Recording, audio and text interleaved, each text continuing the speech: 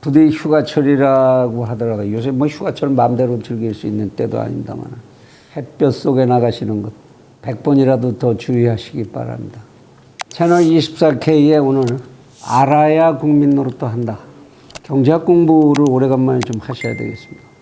요새 한국은행장의 고심이 깊죠.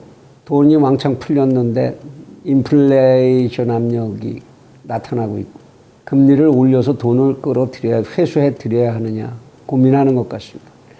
그래서 이 얘기를 좀 이제 정리를 해서 여러분들의 지식으로 만드셔야 하겠습니다. 최근에 이제 손님 접대를 하느라고 조금 비싸다고 하는 갈비집에를 갔습니다. 그래서 점심이라서 이제 갈비탕 2그릇을 서로 시켜 먹었는데 계산을 하려고 보니까 갈비탕 한 그릇에 2만 원인 겁니다. 아니 얼마 전까지도 15,000원이었던 것 같았는데 2만 원이라는 겁니다. 요새는 가격을 올려도 옛날처럼 뭐 5% 올리고 10% 올리고 이게 아니네요. 30%가 넘게 막 올리는 거죠.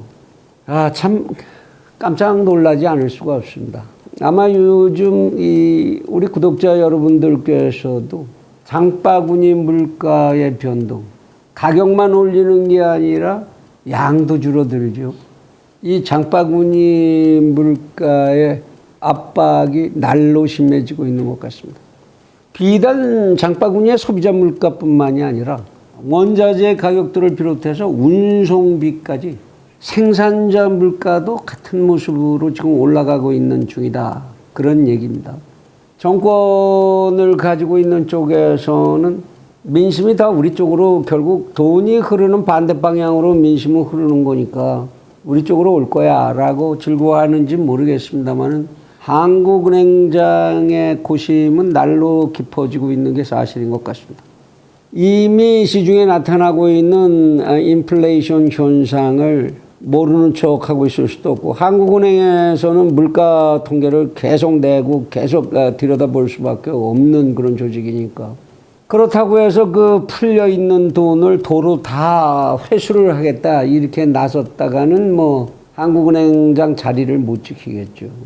그런 인플레이션이 격화되면 어떤 현상이 일어나겠느냐 하는 것은 채널 24K에서는 여러 번에 걸쳐서 경제학 공부를 할 때에 한 번씩 다 훑어본 적이 있습니다. 물가 인플레이션이라는 건 이제 물가가 상승하는 걸 뜻하고 그러면 이제 원자재와 임금의 가격이 상승할 테고 원자재와 임금이 상승하면 거기서 생산해내는 또 다른 물가가 또다시 상승할 것이고 결국 수출 경쟁력에 이러한 가격 상승의 효과가 반영되지 않을 방법이 없고 국제적인 경쟁력은 약화되겠죠. 결국 경제의 성장은 둔화할 것이고 실업이 증가할 겁니다. 최종적인 곳은 어딘가요? 공황 같은 산업 효과로 나타나게 되는 거죠. 시중에 화폐는 막 돌아다니는데 살 수 있는 물건도 없고 그러니까 인플레이션 공황이 끝날 때 나타나는 현상들 빵 한 덩어리 사기 위해서 트렁크에다 지폐를 하나 가득 들고 나가야 하는 이런 현상들 그런 현상들이 나타나게 된다. 또한 인플레이션이 진행되게 되면 실물 자산의 소유자와 화폐 자산의 소유자 사이에 승자와 패자의 관계가 생겨나게 되고 결론적으로 사회적으로는 부익부 빈익빈의 결과가 필연적으로 초래되게 된다. 이런 공부를 우리는 다 했습니다. 그런데 경제 현장에서 일어나는 그런 실질적인 현상들은 비단 이것으로 그치지 않습니다.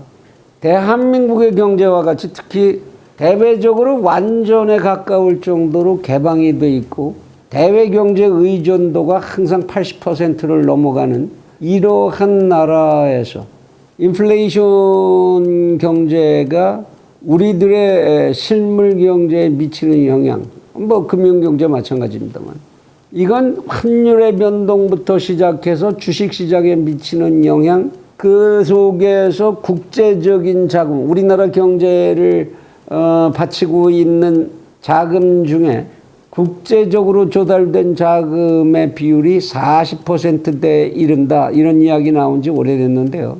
이러한 자본들이 국제적으로 급격하게 이동하게 되고 투기성 자본들이 그 사이를 노리고 들어와서 우리의 경제를 파괴시킬 수도 있죠. 이런 것들은 기성의 경제학이라는 범위로는 도저히 이루 다 설명할 수도 없습니다.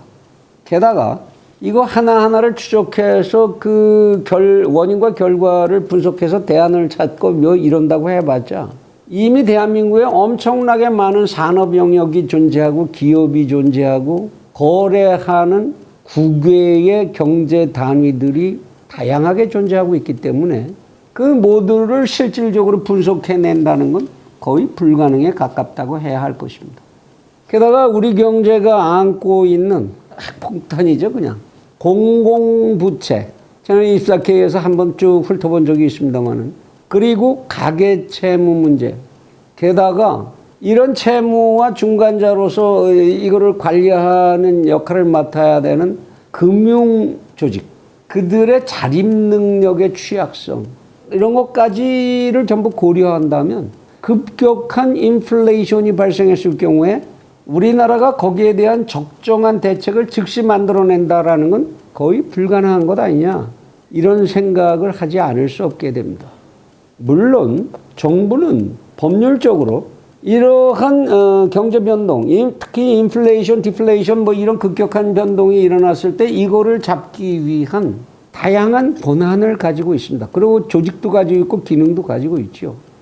예를 들어보면 그러한 경제를 조절하기 위해서 뭐 세법을 바꾼다든지 각종 이제 경제 관련 법령들을 바꿀 수 있는 입법권도 가지고 있죠, 국가는. 그 다음에 통화를 조절할 수 있는 돈을 찍을 권리, 각종 증권을 발행할 권리도 가지고 있습니다.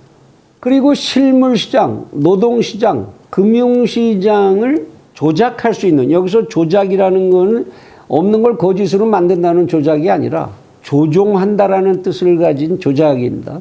이런 시장의 조작, 이런 권한부터 대통령의 긴급재정명령권, 재정이 정말 이건 다 법 만들고 뭐하고 할 시간도 없다. 그냥 대통령의 행정명령으로 가는 거야. 이렇게 명령할 수 있는 긴급재정명령권이 헌법에 보장되어 있습니다. 이런 많은 권한을 가지고 있죠. 그 중에서 가장 직접적이고 그리고 빠르게 사용할 수 있는 권한이 한국은행장의 권한으로 되어 있는 금융시장 조작에 관한 권한입니다. 금융시장 조작이라는 건 뭐 금융시장을 엉터리로 막 거짓말로 이렇게 막 움직인다는 게 아니라 다시 말씀드리지만 금융시장을 조종하고 운전한다라는 뜻입니다. 그러한 이제 금융시장 조작에도 증권시장을 조작하는 방법이 있고 은행 금융을 조작하는 그런 기능이 있습니다. 한국은행장은 시중에 이제 은행의 운영에 관해서 이렇게 하라 저렇게 하라 명령할 수 있는 몇 개의 권한을 가지고 있는데요. 대개 3개 정도를 생각할 수 있습니다. 제일 먼저 할 수 있는 게 통화안정증권이라는 거를 발행해서 은행에다 풀 수 있죠. 채권인데요. 일종의 국채죠. 채권을 발행해서 은행에다가 강제로 인수를 시켜서 현금을 한국은행으로 끌어들이고 채권을 풀어줍니다. 그러면 시중에 돌아다니는 현금의 양은 줄어들 수밖에 없겠죠. 이 통화안정증권이라는 건데 이거는 근데 결국 몇 년 후에는 도로 갚아줘야 되니까 일시적인 효과라고 말할 수 있겠죠. 그리고 그 다음에 할 수 있는 게 지불 준비율을 결정해 주는 겁니다. 우리나라 은행은 외국 은행들, 특히 유럽의 은행들하고 달리 유럽의 은행들은 자기 자본을 가지고 그 돈을 대출을 해주고 거기서 이자를 받고 이걸로다가 은행을 운영하는데 우리 은행은 자기 돈이 없죠. 은행에다 저금하는 사람들, 그 사람들의 수신고를 가지고 그걸 가지고 다시 대출을 해주고 그래서 그 두 개의 행위 차이에서 생기는 소위 예대 마진, 그 예금과 대출의 이율 차이, 그 예대 마진이라는 걸로 운영을 하는 체계인데 이게 대출을 하다가 보면은 돈 예금한 사람이 와서 돈 찾으려고 그랬는데 다 대출해주고 돈이 없습니다. 이렇게 되면 안 되잖아요. 그래서 한국은행장이 그러한 예금을 한 사람들의 안전을 보장하기 위해서 은행은 일정 비율, 총 수신고의 일정 비율은 대출을 해주지 말고 잡고 있어야 된다. 이거를 지불 준비율이라고 합니다. 그러니까 지불 준비율이 10%냐 15%냐 이 지불 준비율이 높아지면 대출을 시중에 대출을 해서 돈을 풀 수 있는 한도가 줄어들게 되겠죠. 이렇게 지불 준비율을 가지고 돈을 풀고 잡는 것을 조절하는 방법이 있는가 하면 그 다음에 직접적으로 기준금리라는 것을 통제해서 은행의 이자 활동을 통제하는 겁니다. 무슨 얘기냐? 우리 은행 앞에서처럼 그렇게 수신고 가지고 대출을 해주고 이렇게 하는데 하다 보면 지불 준비율 확보해야 되고 그러다 보니까 은행이 항상 돈이 모자라게 됩니다. 대출은 많이 해줘야 되는데. 그러면 이 모자라는 돈을 시중의 은행은 한국은행에서 꾸어오게 되지요. 한국은행에서 돈을 꾸어올 때 한국은행에 지불해야 되는 이자율, 시중은행이 이걸 기준금리라고 합니다. 이 한국은행에서 꾸어오는 돈, 콜론에 따라붙는 이자율, 이거를 근데 한국은행이 높여버리면 은행은 당연히 대출 이자율을 높이게 되겠죠. 자기네들 이익을 확보해야지 자기네들 먹고 사니까. 그래서 이 대출 이자율이 높아지면 어떻게 되나요? 시중에 있던 돈이 은행 쪽으로 회수되는 효과를 갖게 되죠. 이렇게 해서 한국은행장은 기준금리율을 조정하는 것을 가지고 시중의 통화량을 조절하는 그러한 목적을 달성할 수가 있게 됩니다. 그러면 이때 어떻게 그 기준금리를 결정하는 것이냐? 거기에는 뭐 한국은행장 마음대로 해서는 당연히 안 되겠죠. 거기엔 경제학적인 이론이 작용을 합니다. 지금 여러분이 보시고 계신 저 그래프가 소위 ISLM 균형 그래프라는 건데 수직선 X대가 이자율 R로 표시되어 있고 수평선 Y대가 국민소득으로 표현되어 있는데요. IS 커브는 보면 왼쪽에서부터 밑으로 하향하고 있고 LM 커브라고 하는 것은 왼쪽에서부터 위로 상향하고 있습니다. IS라는 이 커브가 뭘 뜻하느냐? 시중의 실물 경제가 움직일 때에 이자율과 국민소득의 관계가 어떻게 움직이느냐? 시중의 이자율이 높아지면, 기준금리가 높아지면 국민소득이 작아지죠. 이자율이 낮아지면 국민소득이 높아지게 되어 있습니다. 왜? 이자율이 낮아지면 기업에서 은행으로부터 많은 기채를 할 수가 있고 그 자금을 가지고 투자를 할 수가 있으니까 이자율이 낮으면 당연히 국민소득이 증가하고 이자율이 높으면 대출을 가급적 안 받으려고 할 테니까 국민소득이 줄어들겠죠. 이게 IS 커브가 나타나는 겁니다. LM 커브라는 건 뭐냐? 시중의 금융 상태에서의 균형된 이자율과 국민소득의 관계를 보여주는 건데요. 시중에 일정한 통화량이 존재한다고 할 때에 금리 R과 국민소득은 어떤 상관관계를 가지고 움직이는가 하는 걸 보여주는 겁니다. 통화량이 일정할 때에 금리가 낮아지게 되면 국민소득이 작은 쪽에서 균형을 이루게 되고 금융시장은 이자율이 높아지면 국민소득이 높은 쪽에서 균형을 이루게 된다라는 모습을 보여주는 건데요. 그래서 이 ISLM 커브가 서로 만나는 균형점에서 사회적으로 적정한 이자율과 그때에 적정하게 실현되는 국민소득이 표시되게 된다. 그래서 이론적으로 하면 이 R점을 찾아내서 그것을 기준금리로 해야 한다라는 것이죠. 이런 논리가 존재한다. 그냥 무대뽀로 하는 건 아니다. 무대뽀 이런 말 써서 죄송합니다만. 그런데 이건 교과서에서 하는 얘기죠, 사실은. 실질적으로는 어떻게 기준금리가 결정되죠? 한국은행 내부에는 금융통화위원회라는 위원회가 존재한다. 한국은행장이 위원장이죠. 이 금통위라는 곳에 소위 관계 전문가라는 사람들이 모여서 그 사람들이 결정하는 겁니다. 이와 같은 ISLM의 균형을 전제로 해서 생각했다 치고 그리고 기준금리를 투표로 결정하죠. 한국은행장이 제안하고 위원들이 심의하고 토론을 통해서 조정하고 투표로 결정하죠. 그런데 어떻겠습니까? 이 금리를 정부 쪽에서는 어떻게 해서든지 낮게 유지하고 싶어 하겠죠. 실물 경제 쪽에서 시중에 돈이 풀려야, 시중에 돈이 돌아가야 정치를 하는 사람에게는 유리하니까요. 그런데 앞에서 우리가 살펴본 그런 부작용들을 고려한다면 LM 커브의 균형을 늘 유지해야 된다고 생각하는 한국은행장으로서는 금리를 그렇게 무조건 낮춰둘 수만은 없는 상황이 되는 겁니다.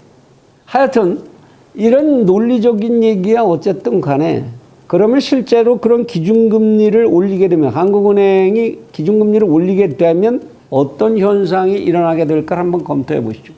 일단 기준금리가 0.5% 정도 오르고, 그리고 시중은행도 여기에 따라서 대출금리를 0.5%만 올렸다고 가정을 하죠. 연리로 따지는 겁니다. 그런다면 지금 우리나라의 공공부채하고 가계부채 이걸 합쳐서 약 3천조 원, 아직 거기엔 조금 미달한다고 합니다만 3천조 원으로 가정했을 때 연간 15조 원이라고 하는 돈이 시중에서 회수가 되게 됩니다. 한국은행으로. 통화회수 효과, 총 통화량의 감소 효과를 만들어낼 수 있는 거죠. 1년에 15조 원 정도. 그러면 인플레이션의 진정 효과는 당연히 1차적으로 나타난다고 봐야 할 겁니다. 그렇게 통화가 회수됐을 때 실제로 그런데 기업이 실물 투자 규모를 얼만큼 축소시킬지, 또는 외화 자금이 그것 때문에 얼만큼 유출입에 영향을 받게 될지, 그 밖에도 너무나도 많은 고려사항들이 존재하는 것이라서 어떤 경제연구기관이고 정부기관이고 개인이고 간에 이러한 금리 인상 효과가 어떤 결과를 가져오게 될지를 정확히 예측할 수 있는 그런 기관이나 그런 개인은 존재하지 않습니다. 그만큼 날이 갈수록 한 국가 경제라는 것은 복잡하고 다루기 어려운 존재가 돼가고 있는 것이죠. 물론 교과서에는 그렇게 되어 있습니다. 금리가 오르면 채권 가격이 낮아질 것이고, 채권 가격이 낮아지면 그런 채권에 묶여있던 돈들이 채권을 팔아치우고 주식시장으로 이동하게 될 것이다. 주식시장이 더욱 활황화되게 될 것이다. 교과서에서는 그렇게 얘기하지만 현실 경제에서는 그렇지도 않죠. 이런 금리의 변동에 따라서 국제적으로 이동하는 돈들이 어느 주식시장으로 이동하게 될지 알 수도 없는 겁니다. 이제 지구상에서의 돈의 이동이라는 것은 거의 도박의 논리에 의해서 움직이고 있기 때문에 어떤 계산이 거기에 어떻게 개입될지 함부로 추정하기가 곤란합니다. 경제학자들이 할 일이 별로 없어지는 거죠. 그런데 그러한 불투명하고 어려운 속에서 변하지 않는 분명한 것은 분명히 있습니다.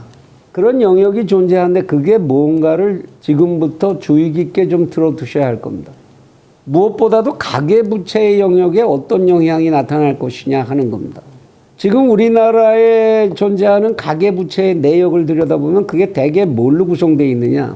돈 없는 사람들이 급하게 카드를 이용해서 단기 돌려막기 하는 이런 채무, 아주악성 채무죠.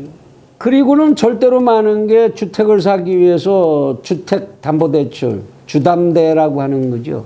그 밖에 이제 영끌을 해서까지 산다고 하는 주식, 그리고 코인 구매 대금, 그거와 연관되어 있는 부채들, 그리고 영세사업자들의 급한 사업자금과 생활을 하기 위한 생활자금, 대개 이런 구성으로 이루어져 있습니다. 말하자면 지금 은행에 빚을 지고 있는 절대적인 다수의 국민들이 경제적으로 강자가 아니라는 거죠. 이들에게 이자율의 1%, 2%의 변동은 대단히 큰 부담이 될 수가 있습니다.